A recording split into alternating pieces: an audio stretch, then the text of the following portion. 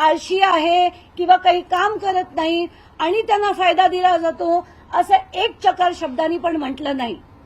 पण त्याच्यातला माझा तो उल्लेख काढून आणि सगळ्या त्या समाजामधल्या लोकांना पाठवण्याचं काम हे मोठ्या प्रमाणावर झालंय आणि ते कसं झालं, का झालं याच्याकडे तर मी येणारच आहे.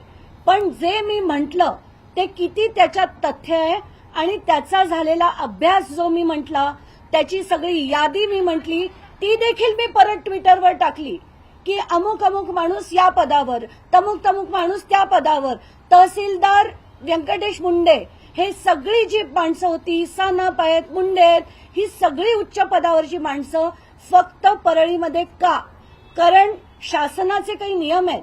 आता आपण जर आरक्षण म्हटलं तर ते जसं व्हर्टिकल आहे तसं हॉरिझॉन्टल आहे आणि त्याच्यानंतर ज्या पदभरती होते ती कशी होत होती त्याच्यावर अनेक लोकांनी लढे दिले आणि ते लढे कसे दिलेत आता मी तुमच्या पुढे एक एक एक एक मांडते.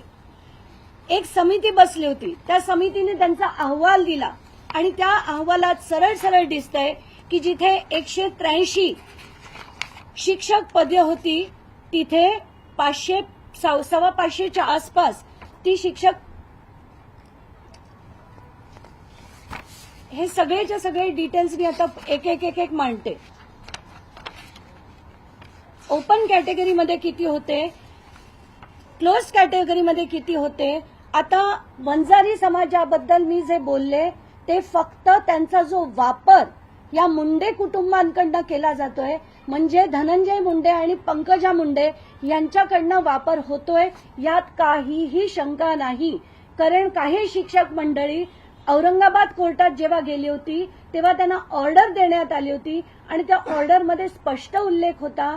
तेव्हा जेव्हा गव्हर्नमेंटकडनं सबमिशन झालं की बिंदू नामावली आम्ही अगदी योग्य त्या प्रकारे निभावू, ते त्यांनी सांगितल्यानंतर कोर्टाने ती पिटिशन डिस्पोज केली, डिसमिस नाही केली, डिस्पोज केली. कारण सरकारकडनं लेखी त्यांना तसं सांगण्यात आलं.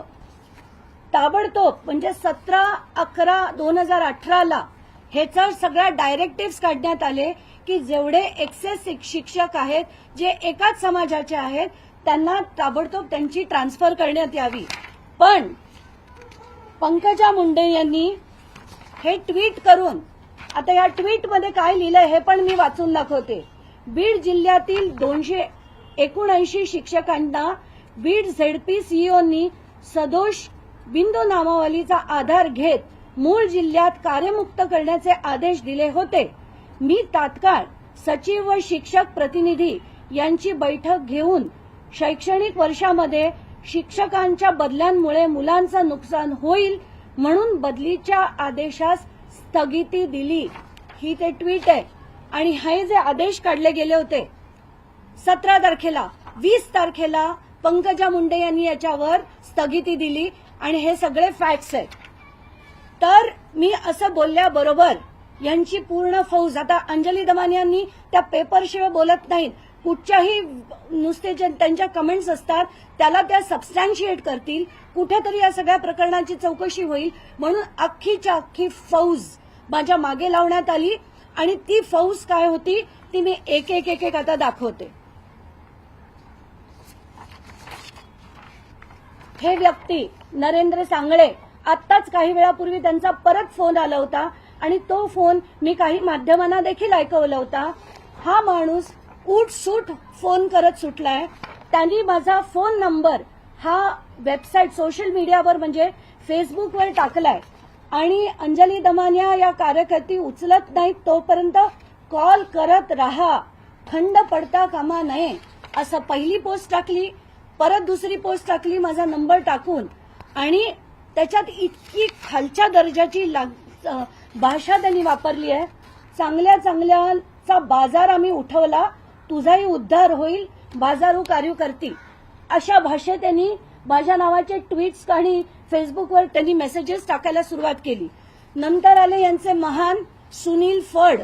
आता हे सुनील फड कोण आहेत त्यांचं आपण बघूया. सुनील फड यांनी हे त्यांचे अनेक अनेक अनेक फोटो मी तुम्हाला पाठवते. हे जे त्यांनी लिहिलेले आणि त्यांच्या फेसबुकवर आलेल्या पुढच्या कमेंट्स ज्या आहेत त्या कमेंट्स मी तुम्हा सगळ्या पत्रकारांना देते. किती खालच्या दर्जाच्या, किती बेकार आणि अश्लील अशा कमेंट्स करायला लोकांनी सुरुवात केली आणि सगळ्या समाजाला भडकवण्याचं काम केलं. मला दिवसाला जवळजवळ 700 ते 800 फोन कॉल्स पहिल्या दिवशी आले, दुसऱ्या दिवशी आले, काल तिसरा दिवस होता. म्हणून आज मी चौथ्या दिवशी ही प्रेस कॉन्फरन्स घेतेय, कारण आज देखील ते फोन कमी झाले नाहीयेत आणि बंद तर अजिबात झालेले नाहीयेत. हे सगळे जे आहेत तुम्ही बघत जा. आता माझा स्कुबा डायव्हिंगला मी गेले होते मॉरिशसला, त्याच्यातला एक फोटो काढून त्यांनी टाकला आणि इतकी घाण कमेंट त्याच्यावर करत त्या सुनील फड यांनी फेसबुकवर हे टाकलेलं आहे. आणि हे सुनील फड कोण आहेत? ते हे व्यक्ती आहेत, ते सुनील फड. वंजारी समाजाबद्दल जर त्यांना आस्था असती तर त्यांनी असं केलं नसतं. उलट जो खरा वंजारी आहे तो म्हणाला असता की ताई तुम्ही जो मुद्दा लढताय तो योग्य आहे, सगळ्या समाजांना न्याय हा मिळाला पाहिजे. सगळ्या उच्च पदांवर जर वंजारी समाजाचे लोक असतील तर हे चुकीचं आहे, कारण हा भारत देश 18 पगड जातींचा आहे, समाजांचा आहे आणि प्रत्येकाला न्याय हा मिळालाच पाहिजे. कारण आपण बघतोय महाराष्ट्रात अगदी मोठ्या प्रमाणावर जो आमदार येईल, जो खासदार येईल तो त्यांच्या मर्जीतले लोक निवडतात, त्यांच्या समाजातले लोक निवडतात आणि इतर समाजाला न्याय मिळत नाही. हे 100% खरंय. म्हणून मला एक हे दाखवत का जायचंय?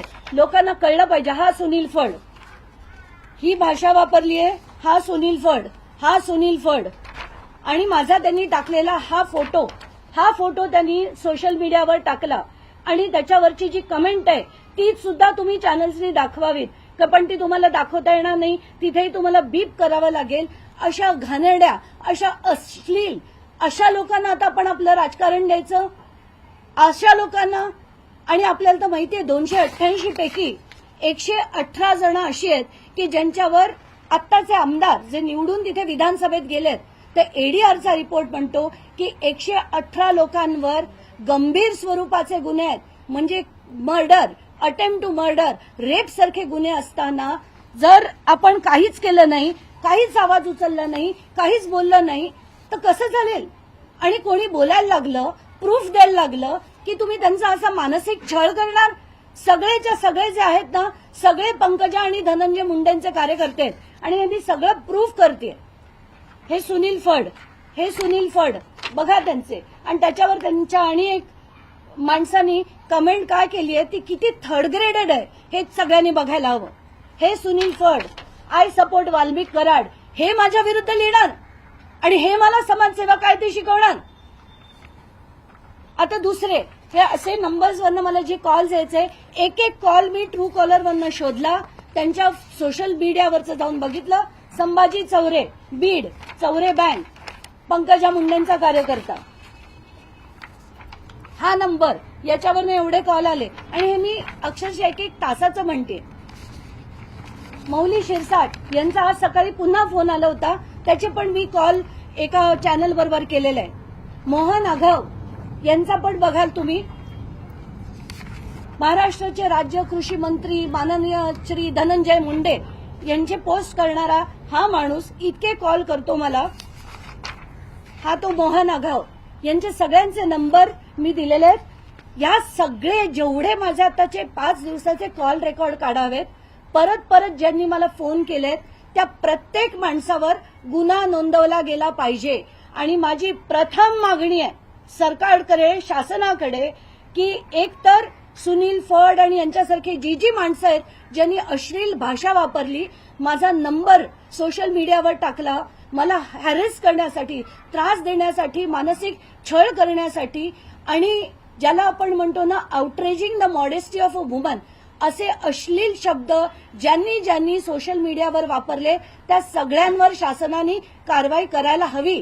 मी काल रात्री रश्मी शुक्ला यांना सुद्धा मेसेज पाठवला, त्यांची पण वेळ मागितली आहे, पण मला असं सांगण्यात आलंय की त्यांना काहीतरी त्यांची तब्येत बरी नाहीये म्हणून ते 6 तारखेपर्यंत त्या रजेवर आहेत. 7 तारखेला मी त्यांच्या ऑफिसमध्ये जाऊन त्यांची भेट घेणार आहे आणि मुख्यमंत्री जे गृहमंत्री पण आहेत त्यांना माझं खास निवेदन आहे, 2 गोष्टींची चौकशी करा. एक, मला आलेले फोन हा त्यातला छोटा भाग झाला, पण मोठा भाग की पूर्ण बीडमध्ये किती किती महत्वाच्या पदांवर, पोलीस पदांवर किती किती लोक ही एकाच समाजाची आहेत आणि बिंदू नामावली नावाचा जो प्रकार आहे ज्याच्यात प्रत्येक समाजाला प्रत्येक कुठल्याही समाजाबरोबर चुकीचं काम करण्यात येऊ नये आणि हेच करण्यासाठी शासनाचे जे नियम आहेत ते पाळले गेले पाहिजेत. म्हणून आत्ताच्या घटकेला जे जे ज्या पदावर आज आहेत आज ते त्या त्या पदाची चौकशी करून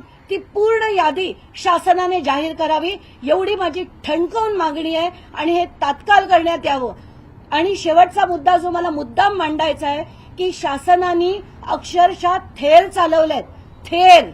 ते आत्ताची जी SIT आहे, आत्ताची जी चौकशी आहे, जी CID चौकशी आहे ते ऍब्सोल्युटली सगळ्यांना धूळफेक आहे, दुसरं तिसरं काही नाही. आज सकाळी मी जी नावांसकट ट्विट देखील केलं की बीड जिल्ह्यातल्या पोलिसांकडे जर तुम्ही SIT करून देत असाल तर ते काय खाक चौकशी करतील संतोष देशमुख प्रकरणाची? कशी करू शकतील ते? तिथली माणसं ही त्यांच्या बरोबर आहेत, गेले कित्येक वर्ष ते बरोबर आहेत. वाल्मिक कराडना नमस्कार करणारी माणसं आहेत आणि अशी माणसं त्यांच्या विरुद्ध चौकशी करतील असं महाराष्ट्र अपेक्षा करूच शकत नाही. ही ताबडतोब जिल्ह्याबाहेरची माणसं आणा, जमलं तर राज्याबाहेरची आणा, पण ही माणसं ही चौकशी करू देणार आम्ही नाही. आणि वाटल्यास पूर्ण महाराष्ट्रातनं आंदोलन उभं करू आणि तिथेच मंत्रालयावर आणू आणि कुठल्याही परिस्थितीत ही ताबडतोब SIT बरखास्त करण्यात यावी अशी माझी ठणकावून मागणी आहे शासनाकडे. आता कोणाला प्रश्न विचारायचे असतील तर प्लीज विचारू शकता. ज्या प्रकारे तुम्हाला फोन कॉल्स येतात किंवा एकत्रित तुम्ही तिथे जाऊन उपोषण पण केलं होतं किंवा आंदोलन करत होतं, या अनुषंगानं परळीमध्ये खरंच सर्जिकल स्ट्राईकची गरज आहे? सर्जिकल स्ट्राईकची गरज सगळीकडे आहे. म्हणजे एक परळी नाही, पाटोद्यामध्ये, केजला आहे, सगळीकडे. आणि सगळी माहिती ही जी आहे पदांची ती बाहेर आली पाहिजे. कारण आतापर्यंत लोक नुसते बोलतात आणि घाबरतात आणि अमुक मराठा विरुद्ध वंजारी, ही अमुक एका मराठ्यानी म्हणजे मराठ्याचा खून झाला वंजाऱ्याने केला, नाही, हा समाज याच्यात येतच नाही. ही सगळी क्रूर मनोवृत्तीची माणसं आहेत आणि यांना शासन करण्यासाठी खरंच आता ताकदीने प्रत्येक समाजाने लढायला हवं आणि याच्यात वंजारी समाजाने भाग घेऊन खरं तर लढायला हवं. कारण समाज समाज समाज ही लावून डोक्यात सगळ्यांच्या भुसा भरलाय आणि हे आता बाहेर काढून की कुठेतरी ही माणसं पूर्वीच्या काळचे जे होते संत महात्मे होते तसे आता कोणीही उरलेले नाहीयेत. ही याच्यातली फॅक्ट आहे. या समाजाचा वापर होतोय आणि हे थांबवण्यासाठी त्या सगळ्या पदांवर जी ती माणसं बसवण्यात आली हे थांबवण्यासाठी माझा लढा आहे. मी कुठेही त्या समाजाची माणसांविरुद्ध मी एक चकार शब्द कधी बोलले नाही आणि कधी बोलणारही नाही, कारण तशी गरजच नाहीये. ती माणसं कशी आहेत? आता तुकाराम मुंडेंसारखी माणसं सुद्धा आहेत त्या समाजात, पण प्रत्येक माणूस कसा आहे, सगळ्यांसाठी लढणं आपलं काम आहे आणि एखादी चूक जर होत असेल तर त्याच्या विरुद्ध लढणं पण आपलं तेवढंच काम आहे. धन्यवाद.